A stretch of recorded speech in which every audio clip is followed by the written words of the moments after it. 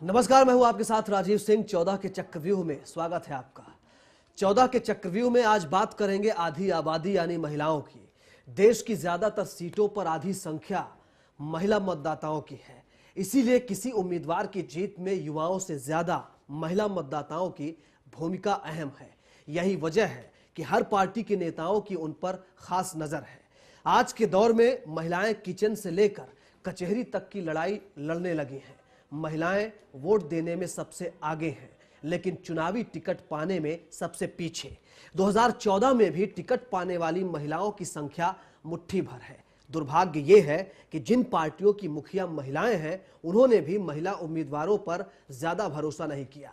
आजादी के बाद हुए पहले आम चुनाव में करीब 20 महिला सांसद थीं और करीब 65 सालों बाद आज भी ये संख्या केवल 60 तक पहुंच पाई है। इस मामले में पाकिस्तान और नेपाल भी हमसे आगे हैं। अब ये बात महिलाएं समझती हैं। 2014 का ये चुनाव इसलिए बेहद अहम है। आज 14 के चक्रव्यूह में बात करेंगे। इसी मुद्दे पर हमारे साथ जुड़ेंगे हमारे पॉलिटिकल एडिटर मनोज वर्मा जी बातचीत करने के लिए।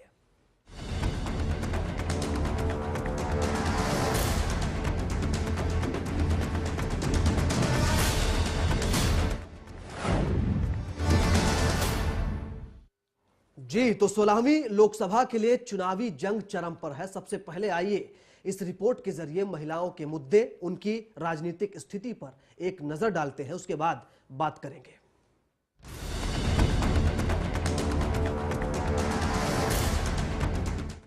सोलहवीं लोकसभा का चक्रव्यूह तैयार है। इसे तोड़ने के लिए आधी आबादी यानी महिलाओं का साथ जरूरी है। पिछले कई चुनावों की तस्वीरें बताती हैं कि पुरुषों से ज्यादा महिलाओं ने मतदान में हिस्सा लिया है। इसीलिए महिला वोटर्स को अपने पाले में लाने के लिए सभी दल लगे हैं। कांग्रेस उपाध्यक्ष राहुल गांधी महिलाओं को ज्यादा से ज्यादा अधिकार देने की बात करते हैं, तो मोदी भी महिलाओं की हिमायत हर जगह अलग से करते हैं। लेकिन महिलाओं की हालत आज भी वही है। राजनीतिक तौर पर आधी आबादी की भागीदारी आज भी आधी तो दूर बल्कि 1/3 भी नहीं हो पाई है। इसीलिए रहनुमाओं से सवाल उठता है कि क्या वो औरतों की भागीदारी के सवाल पर ईमानदार हैं? 60 के दशक में 1000 मतदाता के मुकाबले 715 महिलाएं थी। आज भी ये संख्या महज 803 तक ही पहुंच पाई है। यूपी विधानसभा चुनाव में 60.29% महिलाओं ने वोट किया था। इसमें महिलाओं की भागीदारी पुरुषों से कहीं ज्यादा थी। लिंगानुपात के मामले में भी महिलाओं की संख्या पुरुषों के मुकाबले कम है। दुनिया का सबसे बड़ा लोकतंत्र भारत आज भी महिलाओं को उसका पूरा हक नहीं दे पाया है। संसद में महिलाओं की संख्या के आधार पर विश्व के देशों की श्रेणी तय करने वाली संयुक्त राष्ट्र की सहयोगी संस्था अंतर संसदीय संघ की सालाना रिपोर्ट बताती है कि हम महिलाओं को बराबरी देने के मामले में फिसड्डी देशों में शामिल हैं। 189 देशों की इस रिपोर्ट में भारत का स्थान 111वां है। 545 सांसदों वाली लोकसभा में केवल 60 महिलाएं हैं।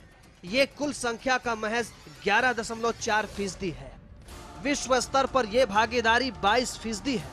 4896 सांसदों और विधायकों की कुल संख्या में महिलाओं की तादाद आज भी केवल 418 है, यानी उनकी कुल सहभागिता केवल 9%। साल 1952 में गठित पहली लोकसभा में महिला सांसदों की संख्या केवल 20 थी, जो मौजूदा यानी 15वीं लोकसभा तक केवल 59 हो सकी है। जबकि दुनिया के बाकी देशों की बात करें तो रवांडा में 60% महिलाएं हैं, अमेरिका में करीब 20%, कनाडा में 30%, फ्रांस में 22.5%, नॉर्वे में लगभग 40% महिलाएं विधायिका का हिस्सा हैं। आज देश में कुल मतदाताओं की संख्या में आधी संख्या महिला वोटरों की है, लेकिन उनकी संख्या के हिसाब से उन्हें समान आधार पर नेतृत्व नहीं मिला।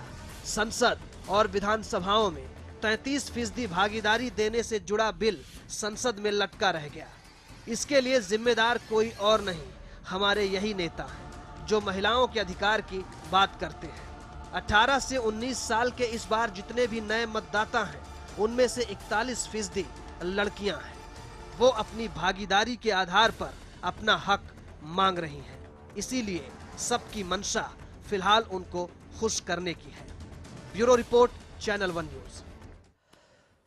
जी, बड़ा अहम मसला है। महिलाओं को लेकर जब भी बात होती है, उनके हक और हुकूक की बात होती है, तो ये बात सामने उठती है कि आखिर उनको कितना आज तक अधिकार मिला। वो वोट डालें तो क्यों डालें, और कितनी अहमियत है इस बार के चुनाव में महिला मतदाताओं को लेकर के बातचीत को शुरू करते हैं हम। हमारे साथ पॉलिटिकल एडिटर मनोज वर्मा जी हैं। मनोज जी, महिलाओं को लेकर के जो भूमिका बन रही है इस बार फिलहाल, वो किस तरह से देख रहे हैं? देखिए, जैसे जैसे देश की राजनीति आगे बढ़ी, आज़ादी के बाद से 65 साल देश की आज़ादी को लगभग हो चुके हैं, महिलाओं की भूमिका जो है वो राजनीति में तो बड़ी है, लेकिन जो सत्ता में या संसद में जो भागीदारी महिलाओं को मिलनी चाहिए थी, जितनी पर्याप्त मात्रा में मिलनी चाहिए थी, उतनी नहीं मिली है। और इसके लिए हमारे आर्थिक, सामाजिक और राजनीतिक कारण भी काफी हद तक जिम्मेदार हैं, जो उनको पर्याप्त स्थान महिलाओं को नहीं मिल पाया। ठीक है, ये समय के साथ आप देखिए कि आजादी के बाद से धीरे धीरे वो बढ़ा है, लेकिन खास तौर से बदलाव तब आया 77 के बाद से। जो 77 के चुनाव हुए थे उसके बाद से महिलाओं की भागीदारी, यानी दलों ने महिलाओं को अधिक टिकट देना शुरू किया 77 के बाद से। तब तक आर्थिक और सामाजिक कारणों से महिलाएं भी राजनीति में कम आती थी, लेकिन राजीव, ये दुर्भाग्य की बात इसलिए है कि इस देश में इंदिरा गांधी जैसी प्रधानमंत्री रही है, उसके बावजूद भी अगर राजनीति में महिलाएं आगे नहीं आ रही हैं या उनको राजनीतिक दल तवज्जो नहीं दे रहे हैं, तो एक गंभीर चिंता और विचार विमर्श का विषय यह रहा है। इसलिए महिलाओं की राजनीति में भागीदारी एक लंबे समय से एक बड़ा मुद्दा बनी रही है। बिल्कुल ये मुद्दा है, और ये सवाल इसीलिए उठता है, ये बातचीत होनी चाहिए कि जब 2014 में सत्ता की लड़ाई चल रही है, हर दल, हर पार्टी सत्ता पाने की होड़ में लगी है, तो एक एक मुद्दे को हम इसीलिए उठा रहे हैं 14 के चक्रव्यूह के जरिए कि आखिर सच्चाई क्या है, सभी पार्टियों के वादों में कितना दम है। मनोज जी, सवाल मेरा यह है आपसे कि पार्टीवार अगर स्थिति देखी जाए तो बीजेपी के वादों में कितना दम है, कांग्रेस के वादों में कितना दम है, सभी दलवार स्थिति क्या है? देखिए, अगर हम देखें तो लगभग पिछले जितने 5-6 चुनाव जो हुए हैं उसमें लगभग विभिन्न दलों ने मिला के 500-600 करीब महिला उम्मीदवारों को मैदान में उतारा है, लेकिन जैसे जैसे टिकट महिलाओं को राजीव मिले हैं, हाँ, उनका जो जीत का अनुपात है वो कम होता गया है। अगर मैं 2-3 इसमें फिगर आपको बताऊं, अपने दर्शकों को बताऊं, तो 1999 में 284 उम्मीदवार खड़े हुए, हाँ, उनका और 49 उसमें से जीती। उनका जीत का प्रतिशत था महिलाओं का पुरुषों के मुकाबले 17%। 2004 में 355 महिलाओं को उम्मीदवार बनाया राजनीतिक दलों ने, 45 महिलाएं चुनाव जीती, प्रतिशत था 13%। इसी प्रकार 2009 में 556 महिलाओं को राजनीतिक दलों ने उम्मीदवार बनाया, लेकिन उनमें से केवल 59 महिला उम्मीदवार ही चुनाव जीत पाई और प्रतिशत उनकी जीत का घट के रह गया 11। तो एक ये बहुत बड़ा चिंता का विषय राजनीतिक दलों में रहा है कि महिलाओं को हम टिकट तो दे दें, लेकिन वो जीत नहीं पाती है चुनाव। क्या इसकी वजह यह है कि महिला उम्मीदवारों पर भरोसा कम किया जाता है मनोज जी, और उनको उन सीटों से ही टिकट दिया जाता है जहां पर आमतौर पर पार्टी फाइट में नहीं होती, क्योंकि ये आरोप भी लगते रहे हैं? देखिए, हाँ, बिल्कुल सही आप राजीव कह रहे हैं इस बात को कि राजनीतिक दल पहली बात तो महिलाओं को बहुत हल्के ढंग से लेते हैं। जी, पहली चीज तो ये वजह है, जो महिलाएं देख हल्के ढंग से इस बात पर गौर से लेते हैं, और उसकी वजह यह है कि राजनीतिक दल ये देखते हैं, विलिबिलिटी उनका पहला टारगेट होता है, कौन महिला चुनाव जीत सकती है। और ये दुर्भाग्य कहेंगे कि हमारे देश में जो राजनीतिक दल हैं, जो उनका नेतृत्व है, वो शायद इतना भरोसा अभी नहीं कर पा रहा है कि महिलाएं 50% या 70% जिस अनुपात में पुरुष जीतते हैं उस अनुपात में महिलाएं भी चुनाव जीत सकती हैं। यह सबसे बड़ी वजह, जो टिकट महिलाओं को मिलते तो हैं, लेकिन उन सीटों से मिलते हैं जो या तो बहुत मुकाबले में मानी जाती हैं, या कहते हैं काम चलाओ खड़ा कर दो, नाम के लिए टिकट दे दीजिए महिलाओं को। इस तरह का एक वो सभी दलों में देखने को मिला है। जी, इसीलिए 14 के चक्रव्यूह में जब हम ये मुद्दा उठा रहे हैं, जो महिला दर्शक अभी खासकर, क्योंकि ये मुद्दा जो है वो महिलाओं को लेकर के है, जो हमारे साथ जुड़ी हुई हैं, वो जरा टटोलें अपने मन को और देखें कि जो स्थिति है उनकी राजनीतिक तौर पर हिंदुस्तान में, वो क्यों है, और उनको बात करने वाले जो रहनुमा हैं वो ऐसे झूठे वादे क्यों करते हैं। मनोज जी, मैं दरअसल जो सभी पार्टियों की बात कर रहा था, उन पार्टियों में मैं ये जानना चाहता हूं कि जिन वादों की बात, जिस विकास की बात और महिलाओं के उत्थान की, उनकी भागीदारी की बात सारे दल कर रहे हैं, कि इनकी बातों में कितनी सच्चाई दिख रही है? देखिए, एक वादा सबसे बड़ा किया था यूपीए सरकार ने महिला आरक्षण का, कि संसद में 33% महिलाओं को रिजर्वेशन बिल हम पास करेंगे। राज्यसभा में वो जिस हुड़दंग के बीच बिल पास हुआ, वो सबने, पूरे देश ने देखा, और अंततः सरकार, यूपीए सरकार जो जा रही है सरकार, लोकसभा चुनाव में वो बिल पेश करने की हिम्मत नहीं जुटा पाई, और वो बिल एक बार फिर से ठंडे बस्ते चला गया। यह हालत उस संसद की है जहां पर विपक्ष की नेता बीजेपी की सुषमा स्वराज हैं और यूपीए चेयरपर्सन सोनिया गांधी हैं, जिनको माना जाता है, दोनों को ही माना जाता है कि ताकतवर नेता हैं। लोकसभा स्पीकर मीरा कुमार, उसके लोकसभा अध्यक्ष मीरा कुमार हैं, और उसके बावजूद ये बिल पास नहीं हो पाया। ये अपने में खुद एक सवाल खड़ा करता है कि हमारी संसद क्या वास्तव में देश की महिलाओं को राजनीति में, सत्ता में अधिक भागीदारी देने के लिए तैयार है? क्या जो पुरुष मानसिकता है वो क्या महिलाओं को वो जगह स्थान देना चाहती है? राजीव, इसमें कई दिलचस्प सुझाव आए। कुछ दल कहते हैं कि साहब आप कानून मत बनाओ 33% का, हम अपने दलों में से ही 33% टिकट दे देंगे महिलाओं को। इस पर भी सहमति नहीं बनी। 33% स्थान संसद में सीटें बढ़ा दी जाएं, उस पर भी सहमति नहीं बनी। हां, भारतीय जनता पार्टी ने अपने संगठन में 33% स्थान महिलाओं को दिया। कांग्रेस ने भी महिलाओं को टिकट संख्या बढ़ाई अपने दल में। राहुल गांधी लगातार महिलाओं की भागीदारी पर जोर दे रहे हैं, लेकिन इस तरह की आवाजें बसपा, जिसकी खुद मुखिया मायावती हैं, अन्ना द्रमुक जिसकी मुखिया जयललिता हैं, या तृणमूल कांग्रेस जिसकी मुखिया ममता बनर्जी हैं, वहां से देखने को सुनने को नहीं मिलती। जहां तक मुलायम सिंह यादव का सवाल है या लालू प्रसाद यादव का सवाल है, ये सबने संसद में देखा है कि किस प्रकार से मुलायम सिंह ने महिलाओं को, पिछड़ी महिलाओं को कितना हक मिलेगा। वहां भी अगड़े और पिछड़े का भेद उठाकर महिलाओं को, महिला शक्ति को बांटने का काम दलों ने संसद के भीतर और बाहर किया।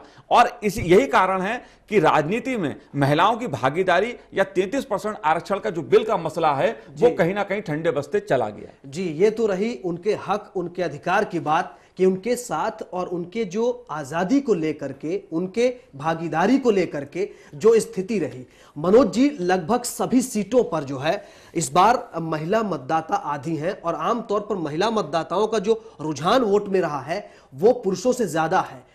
तो जो गणित है संख्या बल का, वो किस तरह से देख रहे हैं? देखिए, महिलाएं निश्चित रूप से महत्वपूर्ण भूमिका राजनीति में निभा रही हैं। वो चाहती हैं कि सरकार अब उनके वोट से बने और बदले। अगर आप उनके अनुरूप काम नहीं करेंगे तो महिलाएं घर से बाहर निकल के वोट देंगी और सरकार को बदलने का काम करेंगी। देखिए, महिलाओं के लिए आज महिलाएं जो हैं आज आर्थिक, सामाजिक और राजनीतिक रूप से तरक्की, उन्नति चाहती हैं, उसी तरह भागीदारी चाहती हैं जिस तरह एक पुरुष आगे बढ़ता है। अब वो दौर नहीं है कि जब हम एक महिला से कहें तुम घर पे बैठो, तुम चूल्हा जलाओ, काम करो घर का, बाकी बाहर का काम तुम मत करो। अब महिला भी घर से बाहर निकलना चाहती है, अपनी राजनीतिक, आर्थिक, सामाजिक उन्नति चाहती है, और उसका असर हमें राजनीति में भी देखने को मिल रहा है।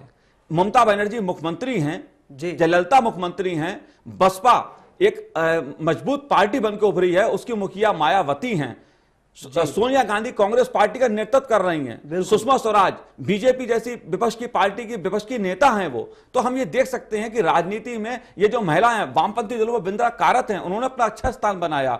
इस तरह की तमाम महिलाएं हैं जिन्होंने राजनीति में अपने दम पर एक स्थान भी बनाया है, जो ये दिखाता है कि यदि महिलाओं को पूरा मौका राजनीति में मिले तो वो राजनीति में नेतृत्व भी बेहतर ढंग से दे सकते हैं। क्या महिला मतदाता ये बात समझ रही है मनोज जी की जो स्थिति है, कोई भी पार्टी जो है वो बराबरी का अधिकार, अभी भी बराबरी की भागीदारी देने को तैयार नहीं है? जो महिला मतदाता हैं, जो बड़ी अहम भूमिका में है, वो समझ रही है? देखिए, कहीं ना कहीं अगर मैं जब ये आरक्षण का बिल संसद में आया था तो कई हमें सांसद मिलते थे जो पार्टी लाइन पे तो कहते थे हाँ समर्थन हम इस आरक्षण बिल का करते हैं, महिलाओं को रिजर्वेशन मिलना चाहिए संसद में, लेकिन ऑफ द रिकॉर्ड वो ये कहते थे अगर महिलाओं को 33% आरक्षण मिल गया तो हमारा क्या होगा, हमारी सीट कहां जाएंगी, सब महिलाएं ऐसे आएंगी तो पुरुषों का क्या होगा। तो कहीं ना कहीं इस बहस में महिला और पुरुष की जो बहस है वो भी एक कहीं ना कहीं अहम सवाल बन के आज भी खड़ी है। ये पुरुष मानसिकता कहिए या महिलाओं के अधिकार पाने की अधिक लालसा कहिए, वो कहीं ना कहीं एक टकराव का राजनीति में कारण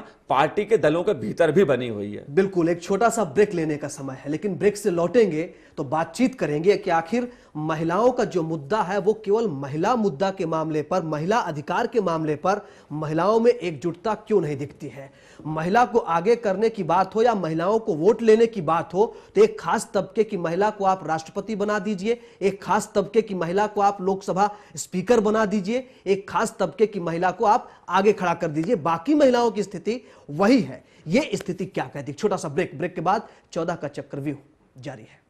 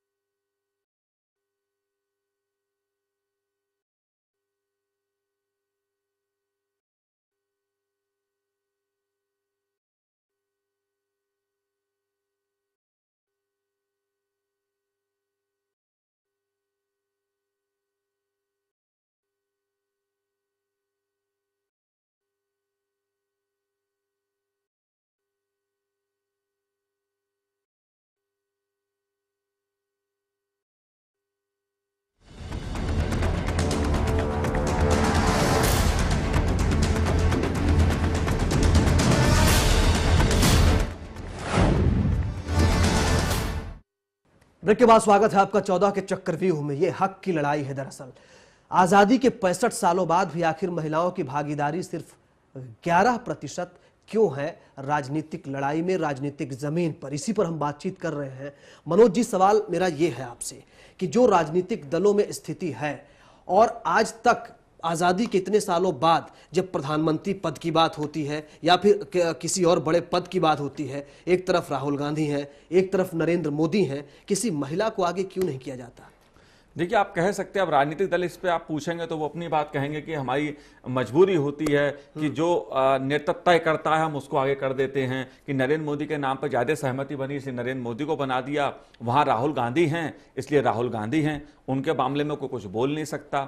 लेकिन एक ये देश की राजनीति का दुर्भाग्य है कि हमें 65 साल में सिर्फ एक प्रधानमंत्री मिली, वो इंदिरा गांधी थी। अगर मैं कहूं कि इंदिरा गांधी का कार्यकाल देखा जाए तो उसमें सफलताओं गिनाने के कई मुद्दे हमारे पास हैं। तो इसलिए यह कहना गलत है कि महिला अगर प्रधानमंत्री बनेगी या किसी दल की मुखिया बनेगी तो वो बेहतर नेतृत्व नहीं दे सकती। कई उदाहरण है। ममता बनर्जी आप देखिए, मुख्यमंत्री होकर उन्होंने एक पुराने जमे जमाए वाम मोर्चा को वहां से उखाड़ा और वहां पर सत्ता दे रही हैं आज वो। मायावती तमाम चुनौतियों के बावजूद दलित महिला हैं और उन्होंने बसपा को खड़ा किया, बसपा को चला रही हैं, कई बार मुख्यमंत्री यूपी की बन चुकी हैं, जयललिता हैं। तो यह कहना गलत है कि अगर महिलाओं को मौका मिलता तो वो नेतृत्व नहीं दे सकती। मैं इस बात से तो सहमत नहीं हूं। सुषमा स्वराज के बारे में माना जाता है कि बहुत अच्छी वक्ता हैं वो। इसी प्रकार सोनिया गांधी ने जिस तरह कांग्रेस को संभाला 1998 में, जिस प्रकार से कांग्रेस पार्टी सत्ता से बाहर हुई, उसके बाद से सोनिया गांधी ने कांग्रेस को संभाला, ये सच है ये। तो राजनीति में जहां तक मैं समझ रहा हूं राजीव, हमारे दलों में महिलाओं को मौका तो देना चाहते हैं लेकिन वो टोकन के तौर पे देना चाहते हैं। महिला शाखा बना दो, महिला मोर्चा बना दो। मैं इसी सवाल पर आना चाह रहा था आपसे कि क्या इसकी वजह मनोज जी ये है कि महिलाओं के नाम पे आपने राष्ट्रपति बना दिया लेकिन बाकी महिलाओं की हालत नहीं देखी। महिला के नाम पर आपने एक खास तबके की महिला को लोकसभा स्पीकर बना दिया, पूरा देश जानता है, मीरा कुमार को आपने चुन लिया। आपने इस तरह के टोकनिज्म का इस्तेमाल किया। क्या सिर्फ टोकन बनकर रह गई है महिलाएं? नहीं, बिल्कुल, कम से कम हाँ, ये आप काफी हद तक कह सकते हैं महिला एक टोकन बनके राजनीति में रह गई हैं। हम कुछ चंदा महिला को ही देखते हैं, लेकिन सकून की बात यह है कि धीरे धीरे सही महिला अपना स्थान बना रही हैं, अपने संघर्ष के बल पर बना रही हैं। देखिए, महिलाओं के आगे बढ़ने के सफलता विफलता में उसमें आर्थिक, राजनीतिक, सामाजिक कारण तो होते हैं, लेकिन एक बहुत बड़ा कारण और भी होता है जो उनके मर्यादा से जुड़ा होता है। एक रेखा ऐसी है जिसे महिला उस लांग नहीं सकती है, वो उस कल्चर से जुड़ी हुई है जिसमें शायद उसे एक वो हद बनाए रखनी पड़ती है। वहां वो पुरुष के आगे उतना नहीं खड़ी हो सकती। कहने का तात्पर्य यह है कि पुरुष उस सीमा को लांघ सकता है लेकिन महिला उस सीमा को लांघ कर राजनीति नहीं कर सकती। एक ये जो अघोषित सीमा जो है सामाजिक और राजनीतिक स्तर पे, वो कहीं ना कहीं आड़े आती है। कोई महिला बहुत आगे बढ़ने की कोशिश करती है तो हम तरह तरह के सवाल उठा देते हैं। ये इस तरह के सवाल जो हैं, जब तक महिलाओं को बराबरी का और खुला विचारों का या खुलापन से आगे बढ़ने का मौका नहीं देगा समाज, तब तक महिलाएं कहीं ना कहीं हिचकती रहेंगी राजनीति। एक सवाल मनोज जी मैं ये भी आपसे पूछूं, अगर कि महिलाओं को लेकर के जिस तरह से एकजुटता होनी चाहिए, अब जब महिला मतदाता इतनी अहमियत रखती हैं, हर सीट पर लोकसभा की लड़ाई चल रही है, तो क्या महिला का मुद्दा महिलाओं ने खुद एकजुटता के साथ समझा? क्योंकि हर पार्टी में एक महिला दल है, महिला मोर्चा है और उनमें भी अलग अलग दलगत, जातिगत बंटवारा है। देखिए, दलों में मोर्चे तो महिला मोर्चा बने हुए हैं, महिलाएं शाखा तो हैं। सभी दलों में कोई ना कोई महिला एक टोकनिज्म के तौर पे आगे भी है, प्रमुख नेता के रूप में भी है। लेकिन यह दुर्भाग्य है कि दलों में महिलाओं का जो दबदबा होना चाहिए या उस दल की नीति को तय करते समय महिलाओं की जो सशक्त भागीदारी होनी चाहिए, वो अभी शायद महिलाओं को हक प्राप्त नहीं हुआ है। महिलाओं को अपने टिकट के लिए पहले संघर्ष करना पड़ता है, फिर दूसरी महिला के लिए भी संघर्ष करना पड़ता है, और संगठन और सत्ता में भागीदारी बढ़े महिलाओं की, उसके लिए भी महिलाओं को संघर्ष करना पड़ता है। तो ये एक कड़वा सच है हमारे समाज का कि महिलाओं को आगे बढ़ने के लिए कई मोर्चों पे जूझना पड़ता है, संघर्ष करना पड़ता है। अब ये समाज और हमारे राजनीतिक नेतृत्व की जिम्मेदारी है कि जो चुनाव, जो जिस दिशा में देश जा रहा है, महिलाएं आज पुरुषों के बराबर खड़ी हैं और समाज के और विभिन्न क्षेत्रों में एक प्रकार से अपनी उपस्थिति सशक्त ढंग से उपस्थिति दर्ज भी बिल्कुल। करा रही हैं। इससे इसलिए राजनीति में भी महिलाओं को भागीदारी देनी ही पड़ेगी। इससे बुरी स्थिति क्या हो सकती है कि संसदीय प्रणाली और ये चुनाव की जंग है, राजनीतिक तौर पर पाकिस्तान, नेपाल भी हमसे आगे हैं। मनोज जी, इसमें अगर आज का जो समय है 2014 का, मोदी लहर की बात हो रही है, मोदी लहर में क्या यह मुद्दा उतनी प्रमुखता से उठ रहा है और क्या उम्मीद महिलाओं को मोदी से करनी चाहिए?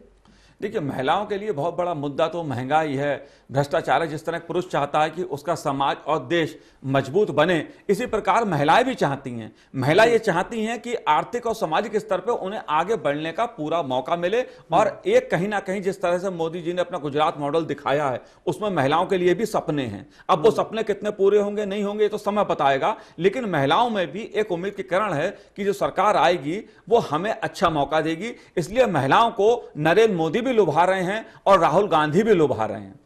तो क्या लगता है कि महिलाओं को क्या सोचना चाहिए इस बार? किस दल के लिए सोचना चाहिए, किस आधार पर सोचना चाहिए? क्योंकि मुद्दे जब भी होते हैं, महिलाओं की बात जब भी मनोज जी होती है, उनको किचन तक ही देखा जाता है कि महंगाई कम हुई तो महिलाओं की तस्वीर दिखा दो, महंगाई बढ़ गई तो महिलाओं की तस्वीर दिखा दो किचन में। देखिए, अगर राजनीतिक दल अब ये सोच रहे हैं कि महिला सिर्फ किचन तक सिमट कर रह गई है तो बहुत बड़े भ्रम में है। महिला अब सत्ता तय कर रही है देश की, और इस राजनीतिक सत्य को समझना होगा।